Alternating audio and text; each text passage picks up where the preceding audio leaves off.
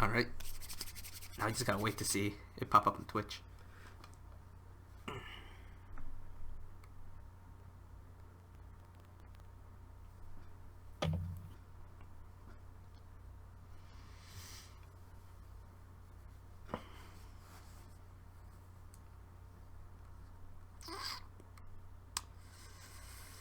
Oh, we're going live.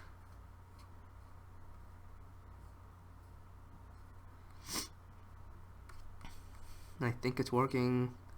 Okay, we're live on YouTube.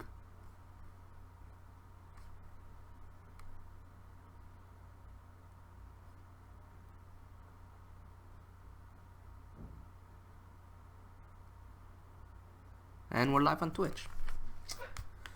Alright. Welcome to the first episode of Talking Magic. I'm your host, Korean. Joining me... Prison. I just screwed up your intro. This is actually not the first episode. We've done a Commander review before, but this is our first episode for the upcoming set, Aether Revolt. Alright, welcome to anybody listening. This is our show. We're two magic enthusiasts talking everything about magic. And today we're gonna be focusing on the Aether Revolt spoilers that have been just trickling down our throats recently.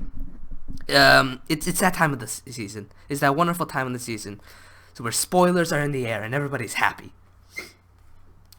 But it's like Christmas presents, except you don't get to open them. You just get to see them beyond the glass wall, and you never get to hold them until January when Aether Revolt actually comes out. But until then, it will sate our desires. That's very sad. That's very sad. It's actually, it's kind of depressing, actually.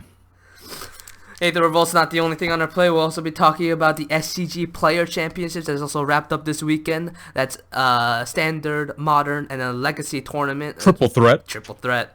Really cool stuff. We'll be talking about that. But before we get going, I'm going to do something very original. Never been done before in the history what is it? Of anything magic. Oh man, I'm excited. You got to tell me, man. Oh man. We're going to crack a pack. Oh wow. I have in front of me a pack of Eternal Masters Bloodbraid Elf Art, given to me by the generous donation of my LGS, and by generous donation I mean I won this in a draft. I'm actually kind of upset. That pack should be used for drafting, sir. Yes, I never draft my prize packs. Never do. It is a terrible crime. Yes. To crack open a master. Yes, I understand. Because they are such good draft formats. I understand. And you've gone and wasted it. But here is my mentality when it comes to packs. I don't give a shit. I love cracking packs. It's a bad habit. I just love cracking packs. Oh, it smells so good. I don't. It smells cracking so good. Packs is an addictive drug. Spend your money on singles, kids. Hey, listen. If this is a drug, then it's a drug worth having. But for real though, Eternal Masters, fantastic draft format. If your local store is hosting any events, I highly recommend going to them. It is by far the best draft format I've had. How much did you pay for yours? It's like a whopping $40 or something. I paid $30. 30. Yeah, it ain't cheap, boys or girls. It ain't cheap. But let's go. Good format. Very good if format. If you pay that much, I'd suggest Conspiracy 2 take the crown. That's also a good limited format. Yeah. But if multiplayer is your fancy, but multiplayer doesn't treat you right, and you really want to do a deep format with a lot of really cool old cards, Eternal Masters is great. And who knows, you might open a Force of Will like that one guy did in my pod. I'm so jealous. Alright, let's go through this. Alright, first card is an Innocent Blood. Not too bad. Parallel effect, so it's 1 black, each player sacrifices a creature, sorcery speed. Not too terrible. Yeah, a lot of people have been clamoring for that card in Modern. I'd love to see it. It's efficient removal. Oh, but Keldon Marauders is the next comment. I like this card a lot. It's one generic and a red for a Human Warrior 3/3 with Vanishing 2, and whenever it enters the battlefield or leaves the battlefield, it deals 1 damage. I mean, it's a 2-mana 3/3, and when you're beating down, that's great. I mean, it only lasts 2 turns, which is the downside. But when it comes and leaves, it's gonna deal 1 damage each time, and you're probably gonna get in a hit. That's good for raw stats. I mean, that's pretty. I think you're happy to get that in draft. Yeah, in a it works in the red-green aggro build and the red-white aggro build. I mean, those are also some of the more powerful archetypes in the draft format as well. Yeah, it's definitely an aggressive card. Yeah, so that's my pick at the moment. Elite Vanguard, just vanilla. It's filler when you need it. It's not terrible. Oh, Wake Dancer is good. It's got Morbid. The Morbid trigger, you get another 2/2 on top of a 2/2, which is good value for 3 mana. This is good when you can get it to work. I like the Morbid triggers, stuff like Tragic Slip and stuff like that. You can get a sacrifice deck going in this set, so that's this stuff can be really powerful. So if you can build around it, or you not build around Wake Dancer per se, but if you can have a deck that works well with death triggers, Wake Dancer is a really good pickup, but not first pick. I'm still in Kaldemars. Cephalid Sage, do not like this card. It's a 4-mana 2/3, but as long as you have Threshold, when it enters the battlefield, you draw 3, then discard 2. I'm not crazy about it. The Threshold archetype, the green-blue Threshold archetype is kind of weak too in this format. It's not amazing.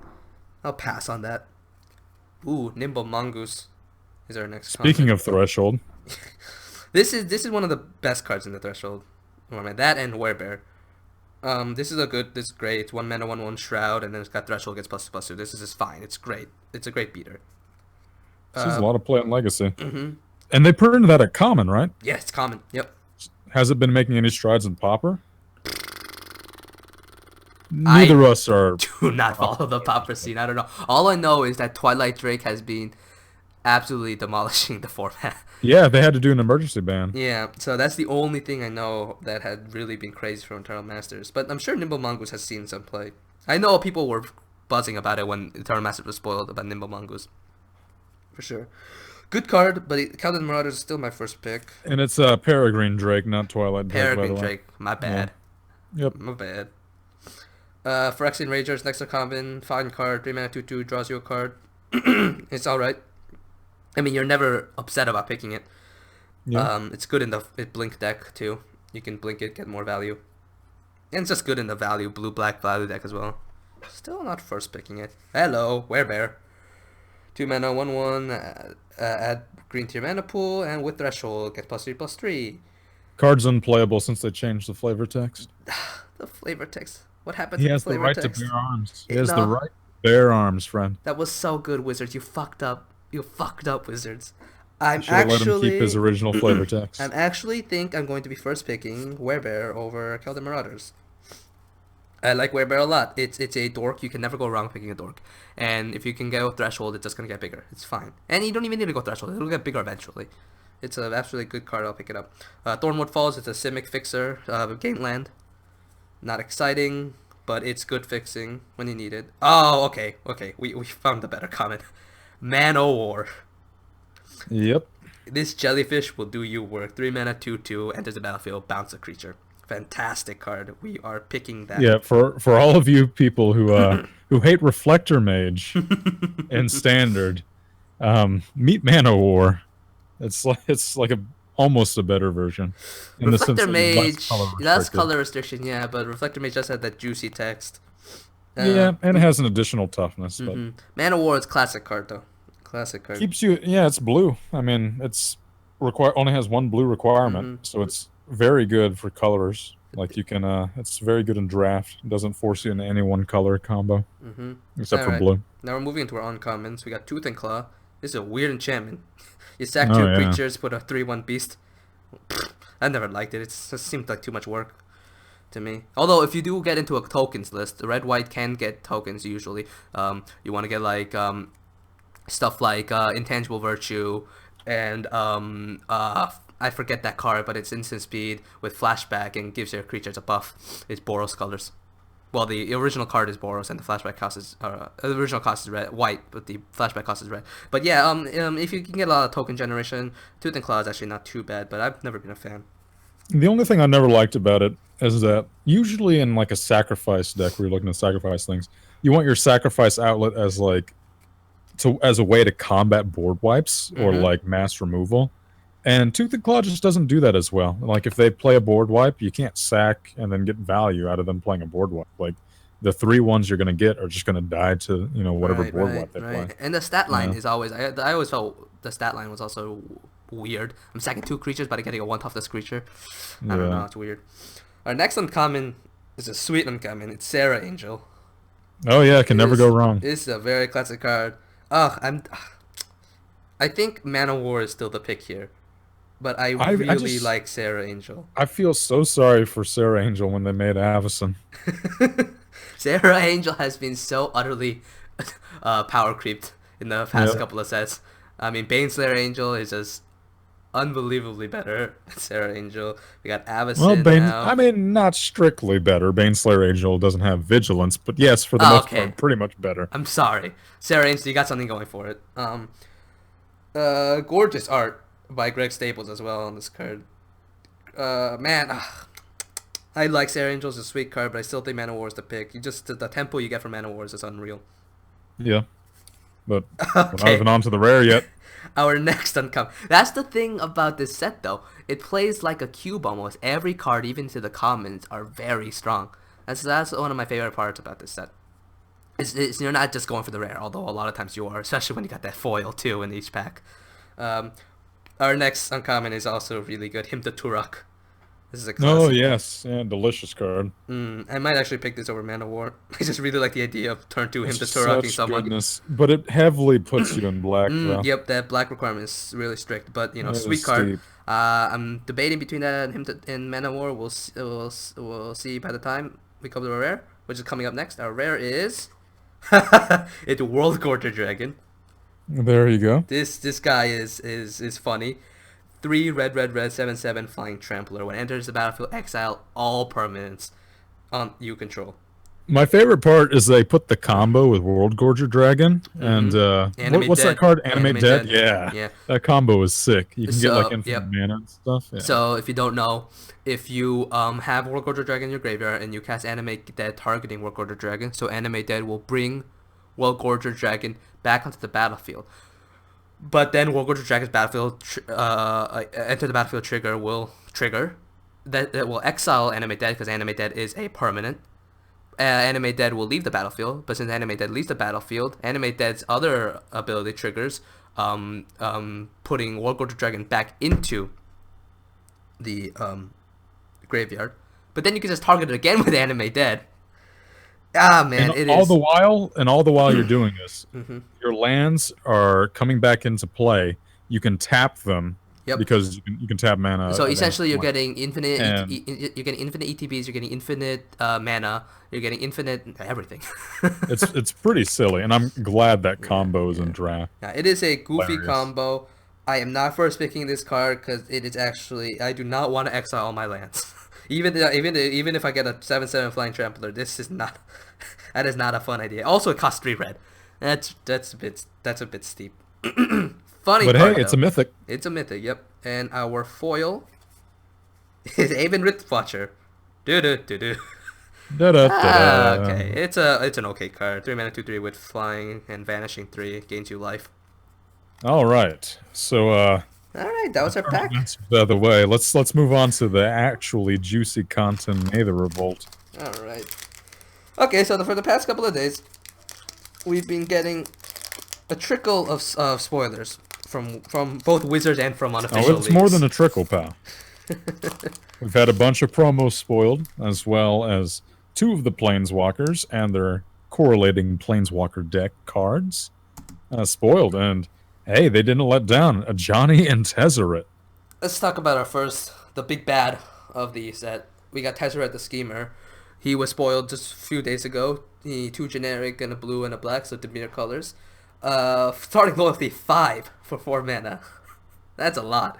Yeah. He +1s to create a colorless artifact, which you can sack to add 1 mana of any color to your mana pool. -2 to give a target creature +X/-X until end of the turn equal to the number of artifacts you control. And for -7, you get an emblem with, at the beginning of combat, turn an artifact you control into a 5/5 creature. And that's not till the end of combat. That's just forever. It's just that artifact is now a creature with toughness 5/5. Boom. Turn all your clues into big beaters. Yep. And the part I like a lot about that is, like, say you have Smuggler Copter out, because that card's not broken enough already. It becomes a 5/5, and it still has all the text that Smuggler Copter has. So it will be a 5/5 with flying. When it attacks, you can loot. This is silly. It is a silly ultimate, but what strikes me is how attainable it is.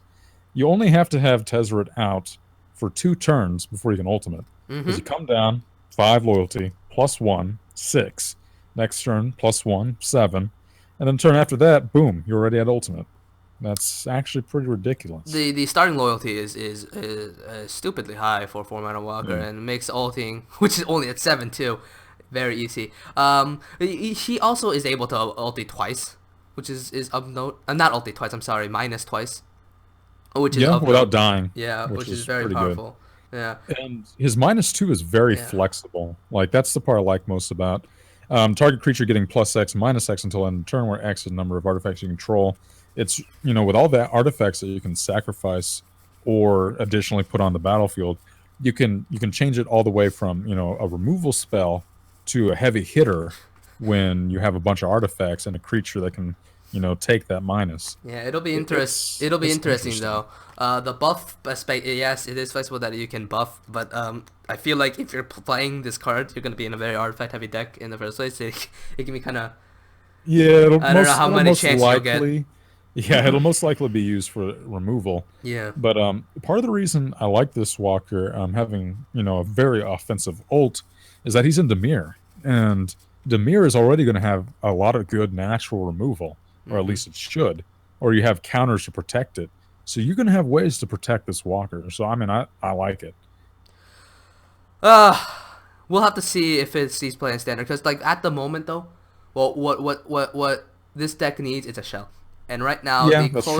closest we have to a shell are maybe Grixis or Esper control builds that aren't doing too hot right now, at the moment. It's a very build around card. Yes. Personally, in modern and legacy, I don't think he'll see play. He's just No. not as good as the Tez Raider, in my opinion. I could be wrong, but I don't think he's as good as the Tez Raider. Similar mana cost, just not as much of a punch. In Vintage, however, who the heck knows? Artifacts galore in there. I don't know. Who So knows what happens at Vintage? Tesser's schemer base level is very strong, starting loyalty, high loyalty, and stuff like that. It just needs more support. Um, it'll be cool to see a Demir list like become really strong. I like those color. I like that color combo. I like Grixis even more. Yeah. Yeah, but the question is though, his +1 is kind of weird. It synergizes well with artifact synergy, but the thing is though, what the hell do you ramp in Demir colors? Like Demir just doesn't Well, ramp. yeah, that's true. But the actual question is not what you're going to ramp in Demir. What are you going to ramp in Grixis? Oh, segue. Segway. So this was the next card we're gonna talk about was spoiled not recently, but it's actually been a while. Dark Imitations. It's Grixis colors. Intimations, friend. Intimations. Oh, it says Yeah. intimations. Oh, Yes. I never noticed that. I always thought it said Dark Imitations. Oh, there goes my dyslexia. This card is getting me all excited. It's tickling all my funny bones. I mean, it's Grixis colors, which is very cool. I like that color combination a lot. But it's got that text, that bolas text. That bolas. So it is Bolas. essentially a mini cruel ultimatum. Each opponent acts a creature or a planeswalker, then discards a card, then you return a creature or a planeswalker from your graveyard hand, then draw a card, and then whenever you cast a bolas planeswalker spell, exile this card from your graveyard, and it enters the battlefield with additional loyalty counter on it. Oh, yeah. According to dictionary.com, intimation is a hint or suggestion. Oh, So this is Wizard's way of hinting at bolas. And it's not really a subtle hint. They just actually put bolas on the freaking card. literally Like, it's actually say in the bolas. text. It just Yeah, they literally say bolas. bolas. Yeah. See, we're an educational show. I don't think this card is particularly powerful on its own. We'll have No. to see what Bolas does. But one thing I do like about it is that it can get you value just by being in your graveyard. And, with Demir, you usually have some way of getting stuff into your graveyard without actually having to draw it. Like whether you're just milling top cards of your deck or we'll have to see. It's most likely just a silly card, but we really need the Bolas Walker to really evaluate it. I mean, when you look at it in a vacuum, it is a 4/1 or 1/4, right? Technically, in a sense. Yeah, but you're paying 5 mana Yes, to you're paying do 5 it. mana. And your opponent gets the choice. Yep, your opponent gets the choice. on both options. Right. I mean, like in sheer power, yes, it's good, but in any format that's aggressive, you're not going to want this In card. the Like, current it's so standard, slow. in the current standard meta, it's not crazy good. But god damn if I'm not jamming this in a If you gracious ever get cell. into if you get into a control meta, though, I could easily see this card making the side. I'm gonna hope to dear God there's a gracious shell coming in either Aether Revolt or I'm gonna get it. I will jam this card because this Because it card is sounds so sweet. good It in a does sound control so v sweet. control, like in a control v control mirror. You know, you don't have any creatures in play. Your opponent has a walker, though. You just slam the dark intimations and you kill their walker. You make them discard a card. Ah, And then you get some raw value. Plus, you get to plus your Bolas Planeswalker. What does that do? I don't know. But we'll find out. Probably an Amonkhet, though. Or Hour of Devastation. oh, please don't be an hour devastation, Wizard, please. Yeah, I imagine he'll be an Amonkhet. I hope so. All right, let's talk about the next walker in the set. This is the All right. A Johnny Unyielding. Ooh, it's my boy, a Johnny. All right, for 6 mana, he's 4 colorless, or 4 generic, I should say. A green and a white, so Selesnya colors. You know, taking a similar route to the Johnny from Theros, Mentor of Theros? Yeah, Mentor of Theros. Except he's 1 more mana. So he has a +2, which that's pretty nicely +2. Reveal the top 3 cards of your library. Put all non-land permanent cards revealed this way into your hand, and the rest on the bottom of your library in any order. It kind of sucks that that ability doesn't hit lands, but if you're in a creature slash planeswalker heavy deck, you know, that's a very powerful draw engine. His -2, exile target creature. Its controller gains life equal to its power. Literally swords the You know, plowshares. because I've always wanted a 6 mana swords. Yeah, 6 mana. You get 2 swords, kinda. You can do his minus twice, but generally that's not how you want to use this walker. And then his -9, which you probably will never use, but it's there, is put 5 +1/+1 counters on each creature you control, and 5 loyalty counters on each other planeswalker you control. I mean, that might happen in Commander, but in Standard, you're getting enough value out of his first 2 abilities that I think his ultimate's a little redundant. It's essentially win more.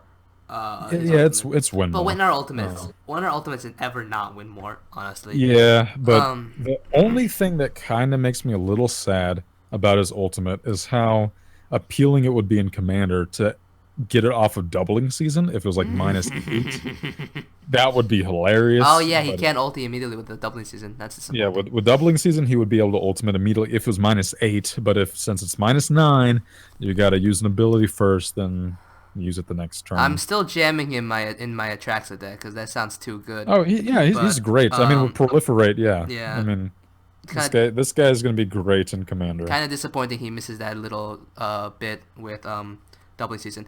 Now, if this was spoiled back during Oath of the Gatewatch days, Oh yeah, with green white tokens running around. when Green White Tokens was in its heyday, Yeah. people would have gone bananas. This slots so well into that deck. It is heavy. It is 6 mana. That is a lot of mana. Yeah. But that I is. mean, it's a sideboard card, I think, in you, that show. you think it'd be a sideboard card? I think you would just mainboard it if a green white shell still survives, or is I mean, still. it's difficult to get to 6 mana. I mean, I like the card. Don't get me wrong. The problem is with 6 mana walkers. I mean, his -2 is really good. That alone might be powerful enough. But my only problem is, like, unlike Elspeth Sun's Champion, he doesn't have anything that generates a threat by itself. Like, he has a way to get more cards, but you're not guaranteed. Top 3 cards of your library, you can hit all lands. You Like, he can't. doesn't get you lands. You can't hit all lands, but I mean, you're playing the odds when you. Yeah, do I that mean, kind of stuff. it depends how you build your deck. It's generally in decks where you're going to be playing, 6 mana walkers, you might not have that many creatures. It just depends. The less creatures you have, the more it dilutes his +2, unless they're planeswalkers, I suppose. I just think. Well, non-land permanent. It can be enchantments too. I just think the curve is silly. Artifacts. Yeah, when you think about it, you're essentially going Thraben Inspector into your 2-drop of choice, probably Sylvan Advocate. No, it had to be Sylvan Advocate. There's no other real big 2-drop. So Thraben Inspector, Sylvan Advocate, Nissa, Gideon, Avacyn, a Johnny. I mean, just the curve just wrecked itself. Yeah, I mean, I don't know, but green-white tokens isn't really much of a deck right now, No, so it's really just disappeared. we'll have to see. We'll have to see how the slots in. Aether Revolt so far looking very different than Yeah, a lot of things we've seen so far. yeah. But yeah, outside of that green white shell though, I do not see this our big cat seeing much of a home. Exiling a target creature is fine. It's fine. Plus his card advantage. Wow, it's like we've never seen this before in a walker. It just kind of it doesn't do much. You know, for 6 mana, you probably don't want more. I think. You know, but it's fine. Whatever. And his ultimate doesn't gain you 100 life. Yeah. Like Mentor of Heroes. Come on, Johnny, you're slacking. What happened? What happened? You used to be meme worthy. I miss the older Johnny. The Yeah. good Johnny. But like Tezzeret, Johnny's story takes a giant turn, as we can see in the next card. Oh, he's joining the Gatewatch. Ooh, who would have seen this coming? The Reddit, the subreddit collectively lost their shit when Oath of a Johnny was spoiled. It is a green It's a white. powerful card. There's no doubt about that. Is green white legendary enchantment in the line of the Oath cycle from Oath of the Gatewatch, as well as Liliana's from Eldritch Moon. Enters the battlefield, put a +1/+1 counter on each creature you control, and walker spells cost 1 less to cast. It's fine. Yeah, I mean, this guy's it's a good card to play on curve. My only problem with it, like before people get too overhyped or play too many of it, is that sometimes it's just a really bad top deck. But other than that, it's pretty good. You can easily go, a 1-drop into Oath of a Johnny and then slam a Gideon turn 3. That's powerful. There's a lot of things you can do with it, and I like that it takes a different route than the other oaths. This is less, get a benefit from playing a planeswalker, and more, the benefit's already there. It's just going to make your planeswalkers easier to cast, and that's pretty juicy. Turn 3 Gideon is definitely scary, but here's my opinion of this card. It's not good. It's okay. It's not gonna. I don't think it's gonna see much play at all. It's fine. You're playing an Oath of Johnny. You can at a turn 3 Gideon. You can do the same thing by playing that 2-mana dork that's seeing an assload of play at the moment. I can't remember. Conduit of the servant of the conduit. Servant of the conduit. All right. That essentially gets you the same thing and also gets you a body. Oath of the Johnny it's just like it's not that good. You know what I mean? It's an enchantment that doesn't put that much impact on the board. If Super Friends is a deck, though, this card's gonna go ham. This is gonna go great with it. This card's gonna go ham. Deploy the Gatewatch all you want, boys. I even think a tokens deck. Like if there's a proper tokens deck in green-white, I think this card, will see some play. If the tokens deck comes back, it'll see some play. But it's like, what do you take out for it, though? That's the thing, though. I mean, like. Yeah, I mean, I've seen a lot of people compare it to Dromoka's Command. And don't get me wrong, this card is no Dromoka's. This card is not Dromoka's Command. Yeah. Part of the reason Dromoka's Command was so good is that it being so modular, there's almost a never bad time to have it. But Oath of a Johnny, there's plenty of times where it's a bad card to have, generally in the late game. I dislike this card. I just don't think it has enough impact to justify playing it. It's just weird. Yeah. No, the turn 3 Gideon terrifies the shit out of me. So we'll see where this lies in the standard meta coming up. That's true. All right, so let's go on to the Planeswalker deck walkers.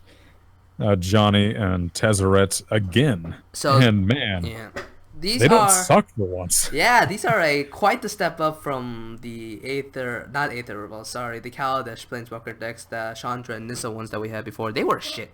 They were absolute dog trash. But these are actually kind of playable. Yeah. They're fine, especially Tezzeret. Tezzeret is pretty damn good. And I love that name, Master of Metal. I wonder how many what are they called? Fan arts? Not fan arts. Dude, just slap at the bass. Yeah, they just put a electric guitar on it. Yeah. So he's altars, that's what they're called. Sorry, my brain farted on me. There's going to be so many altars of this guy with electric guitars or something. He even has the pose. Like he's on electric guitar already. So old Tezzy, 4 generic, blue and a black. Man, making those 6-mana walkers wizards all the time. He's a 5-star in loyalty, +1 reveal cards from the top of the library until you reveal an artifact, put that card into your hand, and on the rest on the bottom. Target opponent loses life equal to the number of artifacts you control. Okay, that's actually pretty good. And the Yeah. -8, gain control of all artifacts and creatures target opponent controls. And hey, that's reach in Dimir. Dimir usually doesn't get that type of stuff. Yeah, they don't get reach, you're right. This is actually really fine. Yeah, Honestly. I mean, it's an all right card, and I think it'll see heck of Commander play. I mean, I know that phrase gets thrown out a lot. Yeah, like yes, everything will see play in Commander eventually, but in any deck with Dimir that plays a lot of artifacts, Tezzeret can just straight take people out of the game. It is so absurd. Plus his -8, being able to take control of all artifacts and creatures someone controls. That's good. That's a crazy ult. I mean, honestly, when you compare it to the ults of the older walkers, and even when you compare it to the ults of the Johnny right now, it seemed like Wizards was doing a thing where they wanted to do an ult that had a strong effect the turn you ulted, but then didn't continue until afterwards. So like a temporary buff or some sort. This just takes the board. Yeah, this is like, oh, these cards are yours. They're mine They're now. mine now. And That's just in crazy. Commander, everyone plays artifacts. Everyone's going to be playing Soul Ring or some sort of mana rock, and Yeah, that's that's absurdly powerful. yeah, it's going to help you with your -3 as well later on. Hey, I like it. you can even win with a Hellkite Tyrant. I mean, heck, if there's even the right shell, this could even see standard play. I mean, I doubt it. It might. I doubt it, but that +1 is powerful. It might Just definitely. straight up draw an artifact every turn. There's a lot of decks that can take huge advantage from that. Now there is an old Tezzeret that has a similar minus. I believe, right, with a damage effect based on artifacts. Yeah, it's Tezzeret Agent of Bolas, right? I'm not sure. I'm pretty sure. Yeah, let me look it up real. Yeah, Tezzeret Agent of Bolas has a -4. He doesn't start. He starts with 3 loyalties, so you can't minus right away. But his -4 is target player loses X life, and you gain X life, where X is twice the number of artifacts you control. Yeah, that's So this is in a similar vein. certainly much more powerful. But Yeah, you can minus right away. yeah, very That's cool. one advantage. It's a Yeah. powerful card. No double. All right. But Yeah, no double. All right, Johnny, Valiant Protector. Same as the Walker from the standard set. He is a 6-mana Walker, 4 generic green-white, but with different abilities. He has a +2, just like the other one. Put 2 +1/+1 counters on up to 1 target creature. That's okay. Requires a creature on board to get value out of that. +1, reveal cards from the top of your library until you reveal a creature card. Put that card into your hand and the rest on the bottom of your library in random order. Now that's power. That is straight up tutor for a creature if you want to build your deck that way, which in a lot of control shows you can. But also it's just straight up value if you're playing a mid-range deck. That's a very powerful +1. And then his -11, put X +1/+1 counters on target creature, where X is your life total. That creature gains trample until end of turn. That ability's silly. You'll probably never use that. this is probably a kitchen table only, in my opinion. Yeah, I mean, most likely. 6 mana is high enough when you compare to the other Johnny. The other Johnny, at least you can exile something the turn it comes into play. This one, Yeah. it gets you card advantage, sure. And But the one thing that really does stand out about this Walker is that you can build your deck in a way where you're tutoring something out. yes, you Plus can. 1. It can. Although, that's a weird deck. Like, specifically that one creature in the deck. Well, I mean, it can be multiple copies of that creature, and you can just keep Multiple copies. retutoring it out. Yeah, but like, that's kind of weird because like that's kind of the only thing. That's the kind of thing you see in like the mirror shells, control shells, limited. Yeah, like, it's that one type unusual of in creature. green and white. I agree. I agree. It isn't. Right. I mean, you're probably gonna just use the plus if you play this card just as a engine to draw a card, similar to how there was a card in Origins, Evolutionary Leap, similar to how that worked. Oh yes, Basically, to get you Evolutionary advantage. Leap is delicious. Basically, to just get you advantage, and you're never gonna whiff because you're always gonna hit something. Yeah. I mean, the card is. You're right. I think this is mostly a kitchen table walker, but that part cannot be ignored. That is a powerful ability in a deck that would want that effect. Mm-hmm. Now, grudge match, Tezzeret versus Ajani. I think Tezzeret wins this handedly. Oh yeah. I mean, I'm sorry, Ajani, but you're kind of screwed here. he can play the air guitar, dude. Master of metal. Versus the Valiant Protector. This is a fucking metal opera writing itself. This is a metal opera. We need to copyright this. Yeah. Alright, let's move on. Okay, so this is another spoiler that got recently spoiled. Redundant. Quicksand Spy, 3 mana, 3 generic and a blue for 2/3. Artificer. When it enters the battlefield, target artifact you control gains tap, draw a card for as long as you control Quicksand Spy. Now, if you remember, audience, there was a similar card spoiled a while back called Quicksand Rebel. Similar ability. When it enters the battlefield, target artifact you control gains this artifact deals 2 damage to target creature player for as long as you control Rebel. So That's one of the promo cards, right? yeah, it was spoiled as a promo. This is the normal art, but it was also spoiled as a promo. Is it the buy box? It was explained as to what the promos are, but I forget. I believe this is the buy box promo though. So it seems like we might be getting a full cycle of these Quicksmiths. And it's an interesting ability. I don't think we've ever seen something like this before with an ETB. For as long as you control, it's interesting wording. But basically, if it doesn't get removed in response to the cast, you still get the ability. I do like Quicksand Spy a lot more than Quicksand Revel. I think Quicksand Revel is just kind of mediocre. I don't think the ability is that strong. But Quicksand Spy can be pretty useful, essentially allowing you to immediately replace itself so long as it doesn't get removed, and from then on continually gaining value constantly every turn, and also has synergies with things like Key to the City, where every time it gets tapped you can untap it to get another card draw. Oh yeah, that's interesting. Yeah, I think there's a lot of potential with Quicksand Spy. Yeah. Quicksmith Rebel, by the way, is the launch weekend promo. Launch weekend promo. Okay, thank you. Yep. All right. Well, one of those things. It'll be interesting to see what the other colors. If it is a complete cycle, it might just be these colors. But if it is a complete cycle, that'd be interesting to see what the others do. Also, I need to learn how to read cards better. I totally thought it just said artifacts you control, not target artifact. Really down on these cards. Not down on these cards, but a lot less impressed than I was before. Well, I mean, it's still going to get you value if the game goes on for a long time. However, I do agree that if they have removal for the artifact, or if they have removal for the creature, you're really going to get burned out. Yeah, I mean, it's just simply, they can just grasp it in response to the ETB, and then it's gone, and you don't get the effect, so you just wasted your 4 mana. We'll see. I like the card, though. Quicksand Spy. It's meh. It's a So, we also have a new mechanic that was spoiled. Oh yeah, improvise. Improvise. Essentially, this is Convoke. Which is totally what Wizards did when they came up with the name for this card. Very good. So we got Battle of the Bridge, X, cost X, and 1 black. And like from Kaladesh, this is a return of story cards. Cards that portray a significant story event. Yeah, it's got Magic lore. It's got that Planeswalker watermark. That Planeswalker symbol, yeah. The 5 cards in each set that have significant story events. Interesting. I like it. Yeah. It's apparently there's some battle at the bridge. Yeah. Improvise is basically Convoke for artifacts, which is very useful. Yep.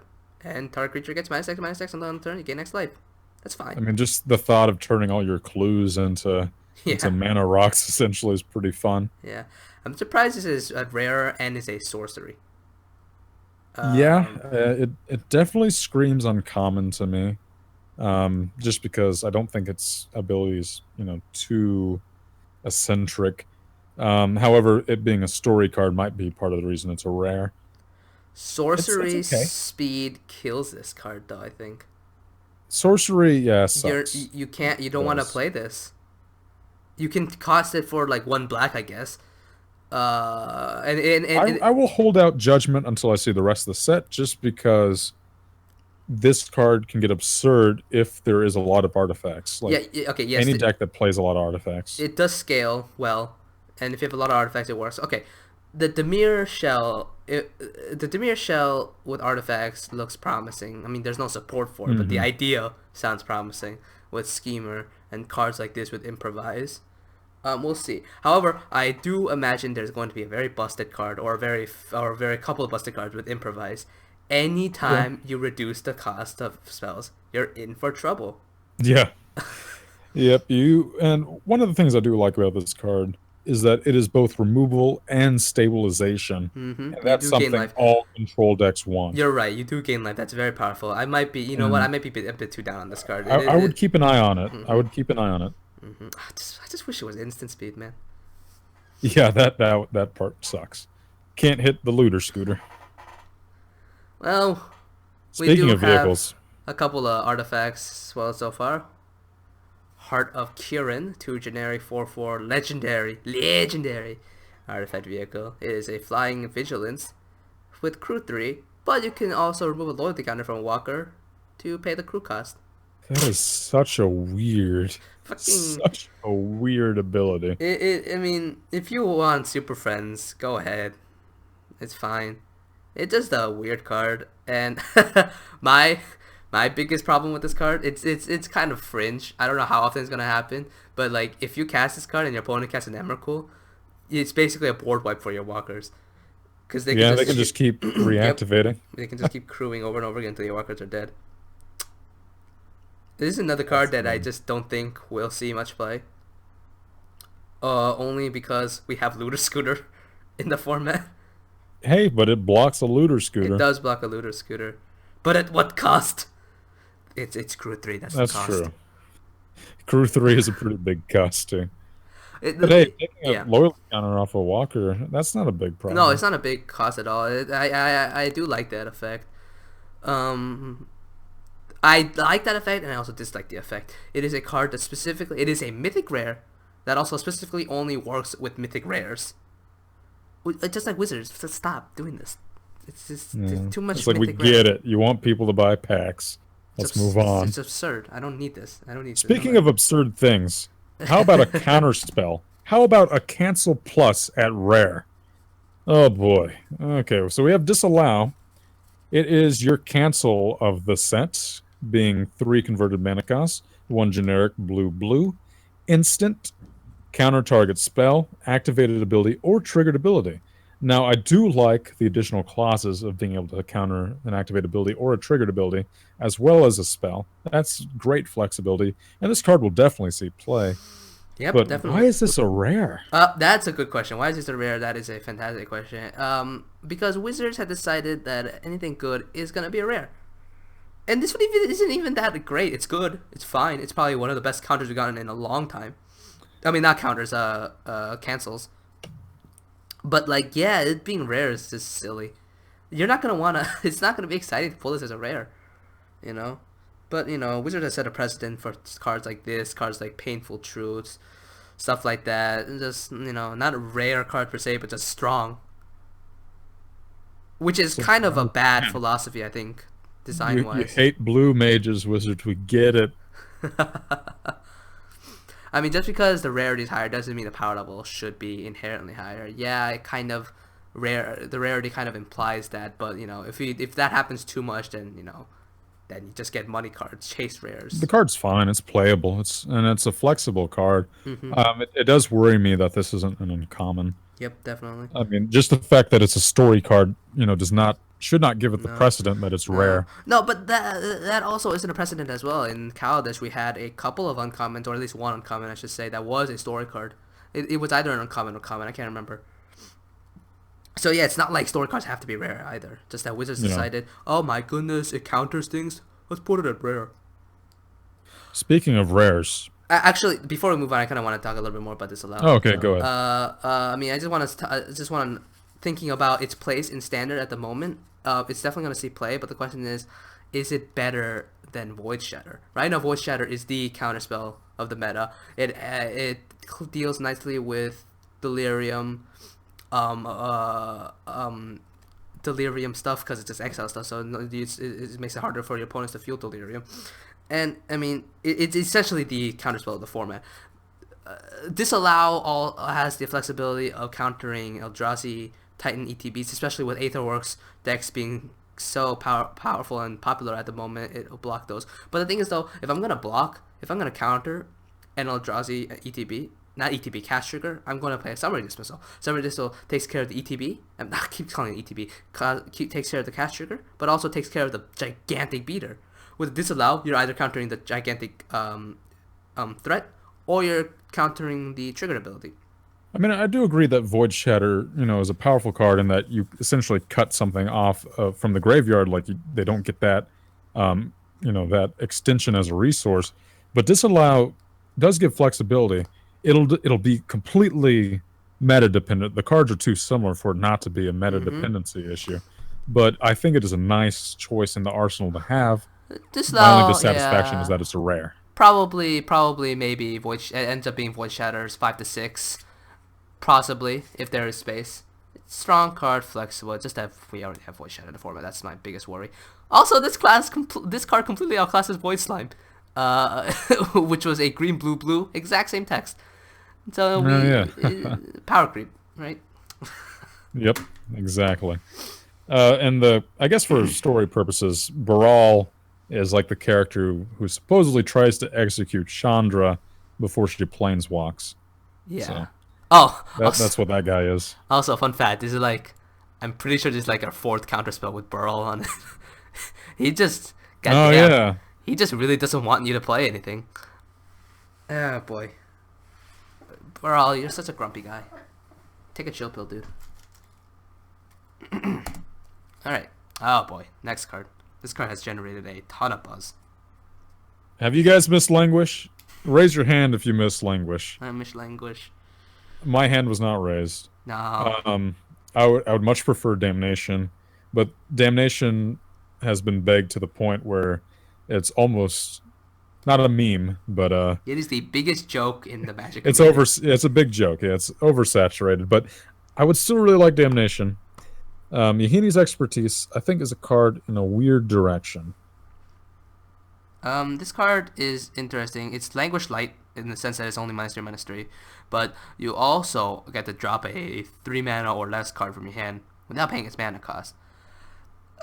Okay, a lot of people see this and they think that's amazing. You get a free card. The problem is, how many times is that going to be relevant? That's what I'm worried about. This is the thing. This card can generate turns that are huge for tempo. You wipe their board, you get a 3-drop or similar onto the battlefield, starting the board fresh. That's powerful. That effect is powerful. That's tempo. The problem is -3/-3 going to be significant enough? And is a sorcery wipe with all these artifacts running around that are also creatures, or that can turn into creatures, is that going to do much of anything? This is the biggest... And we're going to have to see. That's the biggest issue with it. The meta is not calling for a 3/3 board wipe. It deals with... What does it deal with? It deals with the aggro decks. But it deals with half of the aggro decks, I should say. It deals with the small creatures, but then it doesn't kill the vehicles, which is a huge downside. It deals with, I don't know, Ishkana Spider tokens and Grim Flares before they get big. Also, by that same token, Sylvan Advocates before they get big. It pretty much... It hits a lot of things in Flash. Spell Quellers, mainly. But it misses Avacyn. It's kind of weird. I don't know. I don't think this card is gonna... You know what? It's probably gonna do fine in Standard. Especially because it fits really well into Greenback Delirium. Because you can essentially cast this into a Liliana for free. And then that Liliana can also help mop up, like, let's say there's an Avacyn on the board. -3/-3, drop Liliana, plus Liliana, target the Avacyn, Avacyn's also dead. So, essentially this one probably works best in the Greenback Delirium shell. But even still, it might just be sideboard play. Honestly. Yeah, I mean, it is a very meta-heavy call, or not. It's main boardable. And for people who are looking to it in Modern, like where you have capabilities such as like Kolaghan's Command or Ancestral Visions to go along with it, the card's okay, but once again, in that format, it's not main boardable. And the question is whether you want to devote any spaces in your sideboard to this card. And in Modern, I think Damnation's just better. Yeah, you're not gonna play this in Modern for the effect you want. So I don't think it's Modern. Going to see much Modern play. Although the fact that it combines with Ancestral Visions is interesting. You also get a free Liliana Veil, which is fun. That's true. Yeah, playing Liliana Veil with it is pretty good too. So basically, this card it's good in Greenback Delirium, and outside of that, pretty much nowhere else. it's just got no other applications, I think, and it's just strictly sideboard. But like we constantly say, the meta's gonna change, so we really have no idea what's gonna happen. But based on the current meta at the moment, it's kind of in an awkward spot. Yeah, it's definitely not the return of Languish like a lot of people. Nope. Languish was just too good, apparently. Which is sad because it's a toned down Damnation. Essentially, right? We just keep getting Damnation reprints without actually reprinting Damnation. All right. We also another. This was spoiled in the early batch, right? The leak with the promos. Yeah, Trophy Mage? yeah, it's one of the promos. I believe it's the game day promo. It might be. I'll have to check. Yes, it is the game day promo. Yeah. So yeah. this is Trophy Mage, 2 generic and a blue, 2/2, and it's the battlefield. Search your library for an artifact card with CMC3. Reveal it, put it into your hand. I love this card. You may remember such stalwarts as Trinket Mage with tutoring for CMC1, and lesser known Treasure Mage, searching for artifact with CMC6 or greater. It's actually kind of funny that Wizards have kept a theme. They're all 3 mana. They're all blue. They're all 2/2s. They're all human wizards, and they all search for a artifact with a certain CMC, and they also start with the letter T. Well, they have the initials TM, all of them. Yeah, all of them have the initials TM. It's a fun little thing. Fun little it's thing. Neat. And I'm not sure. We'll have to see if this card sees play in standard, but I think it's powerful enough to see play in standard. There seems to be a lot of 3 CMC matters effects in and Aether Revolt. Just being a 3-mana 2/2 that replaces itself, with a tutor is pretty powerful. Right. But what I like is this card in other formats where you have swords. Yes. You have the iconic, Sword of Feast and Famine, Sword of Fire and Ice, all those. They're all 3 CMC. Being able to pick the one that's perfect for the situation, right. that makes my heart flutter a little bit. In Probably Commander only, but... In standard, there's not too many things you can pull out of this. You can pull a Dynavolt Tower. You can pull, let me see here. I don't know. You can pull a Crypto with Fragment. That doesn't see play. Right now in standard, not too many 3-mana artifacts. But yeah, pulling out swords is pretty sweet. But you're gonna have to tune in or stay tuned in if you're already tuned in, which you probably are. Anyways, because there is a 3 CMC artifact that is especially interesting coming up later. So stick around. Stick around, boys and girls, to the magic show. No, wait, no, that's a different show. The Talking Magic. Yeah, copyright infringement or a branding violation. There we go. Alright, so we got a couple more cards that were spoiled recently. PS Revolution is an enchantment. Another story card. Interesting effect. Although I don't think... Well, I mean, there might actually be a list that utilizes this effect to dump things into the graveyard and to deal damage, burn them out. I mean, we already have things like Scrap Heap Scrounger and like cards that interact with Prize Amalgam and Haunted Dead. That's a deck that's working right now. It's not tier 1, but it's like tier 1.5. So actually, this might actually be interesting to see working out. We also have... I don't know. It's a 3-mana enchantment that requires a lot of work. Yeah, I'm not high on this card. It's not crazy, but there might be a shell. This might be a build around that might just get there. Maybe Fringe. We also have Consulate Crackdown. It's a board wipe for artifacts. I don't care. I don't like that it's enchantment. I don't like the fact that you can just remove this. One being 5 mana, and 2 that you can just remove this enchantment, and then it all comes back. That's why I don't like O-Ring effects. I'm not a fan of O-Ring effects because the opponent just removes it. One thing is that if it didn't have the clause your opponent controls, like a player controls instead, you could actually use that to your advantage by having a lot of artifacts that have enter the battlefield triggers, exile your own, destroy your own enchantment, bring them all back, get all those triggers again. It doesn't give you that option, and that's what's so disappointing about this card, is there's little flexibility, and once again, it's a rare. You're going to be disappointed getting this as your rare. This is going to suck as a pre-release. Yes. Promo, that's going to blow. Yeah, like you said, 5 CMC is just too much. That's just way too high. I mean, I think this would have been absolutely fine at 4. Totally fine. maybe even see play. At this point, I don't even think it's going to see sideboard play, in any format, not even standard. It just I think the targeted removal right now that we have is just better. But we could do for some better removal, actually, honestly, Wizards, especially in red. Red's best artifact enchantment removal. They don't even deal with the enchantments, do they? Red's best artifact removal is Demolish. That's sad. That is pretty disappointing. We also have Scrap Trawler. Oh yes, this is the one. The one. This is the one. The one. Scrap Trawler is a 3-mana artifact, creature, construct, rare, once again. Whenever Scrap Trawler or another artifact you control is put into a graveyard from the battlefield, return to your hand target artifact card in your graveyard with lesser converted mana cost. It's a 3-mana 3/2 that basically, whenever it dies or another artifact you control dies while it's out on the battlefield, you get another one back. You get another artifact back, as long as it's a smaller one. I like that. I was actually pointed out to me that this is actually the first time the text lesser is used on a Magic card. Oh, really? Yeah, it's just interesting. So this is a cool effect. I dig it. The lesser clause means you're kind of limited to what you can get. What is Scrappy Scrounger? Is that a 3-drop? Or is that a 2-drop? No, that's a 2-drop. 2-mana 3/2. So I guess you can pull one of those. Now, my question, just based on how this is worded, is like, say like you have Scrap Trawler out, and then a bigger artifact dies.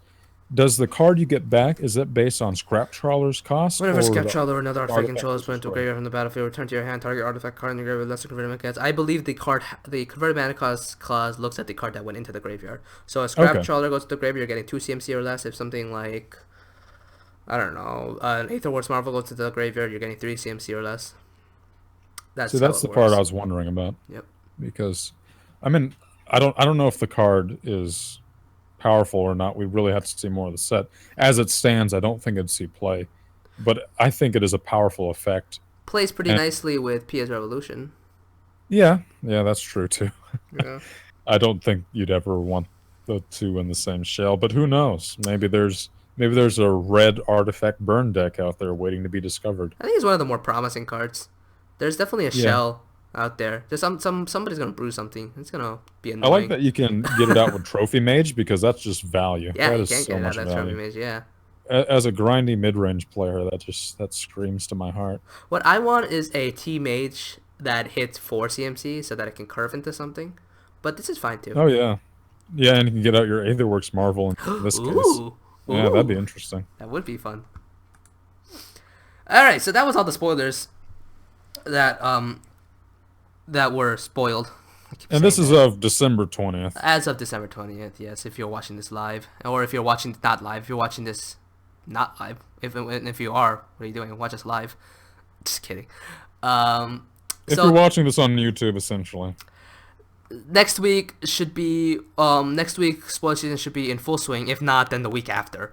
Spoiler season will be in full swing. We'll be getting tons of spoilers. Aether Revolt will wrap up the week before pre-release, which is the 14th of January. So expect us again then. We'll be going over the entire set. And it'll be a blast. You'll get our expert opinion. Right? Because, you know, we're experts in this game. You know, but you know who really are experts? The people that win tournaments. Yeah, specifically the SCG Player Championships. Let's get a drum roll here. Joe Lossett, congratulations, winner of the recent SCG Player Championship. That tournament wrapped up this past Sunday. It was a very unique format, 3-format tournament. It was a Legacy, Triple Threat, Modern, and Standard. Very cool. I really like the concept of that. Yeah. Joe won. He was facing in the finals Caleb Shear. Match 1 was he was on Miracles. Caleb was on Storm. He won that 2-0. And then the next format was Modern. He was on Green Black Tron. Caleb was on Dredge. Joe also won that 2-0. Very unfortunate for Caleb. He mulled down to 4 in the very last game. That's got to be heartbreaking in a finals of a big tournament. mauling down the 4. But that doesn't diminish Joe Lossett's victory at all. He played very well. And congratulations to him for winning the SCG Player Championship. Here are the final standings for the SCG Players Champs. So we got Joe Lossett with a cool 20 grand. Not bad. Probably the cost of the decks combined that you needed to enter in the tournament. Cost of miracles. Not too That's the only problem I have with including Legacy in this format is that, you basically need to be a pro player, or at least someone who's heavily invested in the game to even enter. Let me see. Who else do I know in these standings? Oh, Brad Nelson.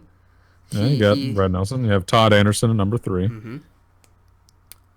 Jeff Hooglin, Jeff SCG Hooglin made favorite 8th place. at 8. Yep. Jerry Thompson, 9. Yep, 9th place. Tom Ross at 10. Jim Davis at 11. It's just a star-studded lineup. Yeah. Congratulations to all these players. They did really well. Yep. And they brought a lot of very interesting decks to the format. Legacy had your stalwarts, of course, like Infect, Delver, Lands, Sneak and Show, Miracles, which won. Miracles. How could we forget that? Miracles. Elves, classic deck, but I saw the deck list. One of the Elves lists, I forget which one, I forget who piloted it, had a Nissa Vital Force in the main board. Oh, yeah. That's weird. That's partially because you can play that Nissa realistically on turns 2 or 3 in an Elves deck. That's interesting though. Like I didn't expect that, but that's cool. This is Vital Force coming into Legacy, seeing Legacy play. Like with Joe Lossett, like in terms of modern, Green Black Tron, making a slight comeback. It's a variant that's been tried before, but it's basically it's basically like mono green Tron, except with black to include Collective Brutality, which is actually very interesting because that card's so good against so many of the aggressive decks. So instead of going with Pyroclasm, the typical green red Tron, he goes green black with Collective Brutality. It's an interesting choice. Mm-hmm. I'm no modern expert. You are our resident modern analyst, but resident modern player. Yeah. The green black Tron color pair it definitely intrigued me because every time I looked at Tron, I've always seen green red.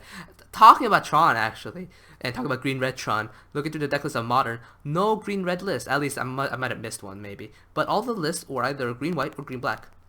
Some of them are referred to as Eldrazi's Tron, though. Yes, also an Eldrazi Tron. Some of the listings. So it's interesting how Tron has evolved. Essentially. Yeah. It's basically the same BS. What, you don't like a turn 3 Karn? No, dude, that's no one does. Dude, turn 3 Karn is except so the person sweet. playing it. It's so sweet. Anyways, talking even about Tron players don't like turn 3 Karns if they're in the mirror and it's against them. Modern also had a pretty diverse show up of lists. We had Infect, Angel Cord, Burn, Elves, the different variants of Tron. Infect, of course. Tron was the winner, of course, in the end. Joe Lossett piloting the green black version against Caleb Shearer's Dredge. It was actually a really great moment in game 1, I believe, of the Dredge. Yeah, game 1 of the modern finals. Joe Lossett game 1, turn 1 puts out a relic Progenitus. And I'm just like, that has to hurt. What do you do as a Dredge player? Just like everything's exiled. You just scoop. Yeah, that sucks. Yeah. Yep. Yeah, Joe Lossett, very well played. Very clean finals. Did a good job. No standard in the finals, but standard was should not be forgotten. Big part of the tournament. Not quite as diverse as modern and legacy. Essentially, the top decks were Aetherworks. Aetherworks was in full force, and it was either the Teamer build or the Naya build. Now the Teamer build has been around for a bit. It's gotten some changes. Essentially, you run the blue for World of Virtuoso. They gain value off of building Thopters and then them dying to get you more energy off of Aetherworks, and also for counter spells in the sideboard. Now this Naya build, very interesting. I've come across this build a couple of times, and it's really showing up to be more popular recently. Jacob Bao, 4th place in the final standings, was running the Naya version. It's pretty cool. I really like it. It's running Nahiris, and it's running Sigardas. for you in the white splash. Nahiri is really cool because you can filter through your deck for the Aetherworks, as well as being freaking amazing in the mirror. Your opponent taps out an Aetherworks, you drop a Nahiri, you exile their Aetherworks Marvel, then you can go off with your own Aetherworks. Great in the mirror, and just good overall. It also runs Sigarda, which has surprisingly really good, and in a meta where Emrakul is the #1 big baddie, it is fantastic, because it gives you hexproof, so Emrakuls can't do jack.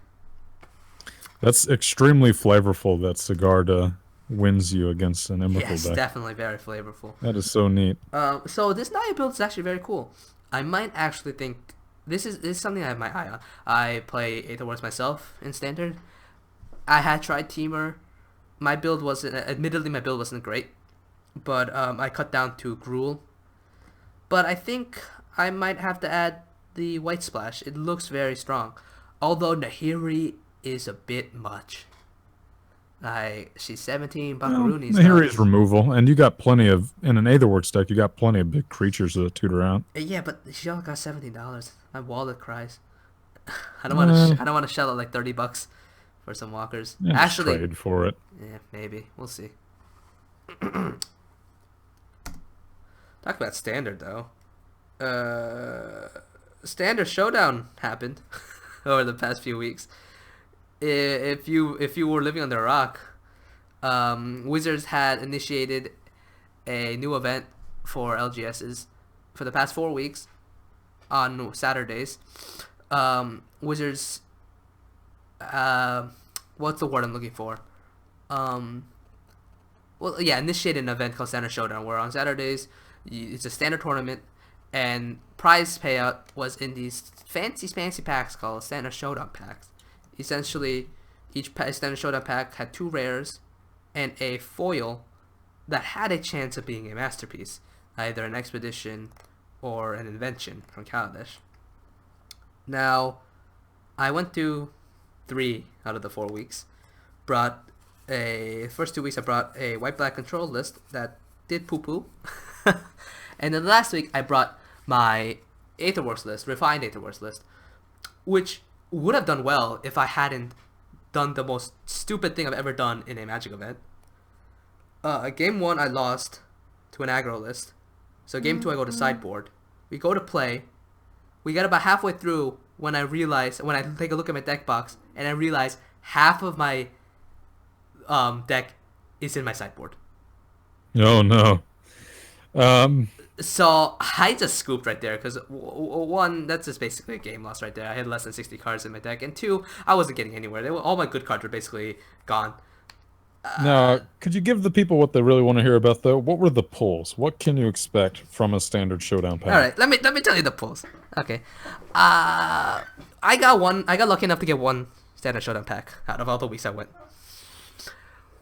Oh boy, are you ready for this? Are you ready for this? Alright, I got a Metalwork Colossus. Ooh. Ooh. I got That's a fancy. Kiora. Ooh.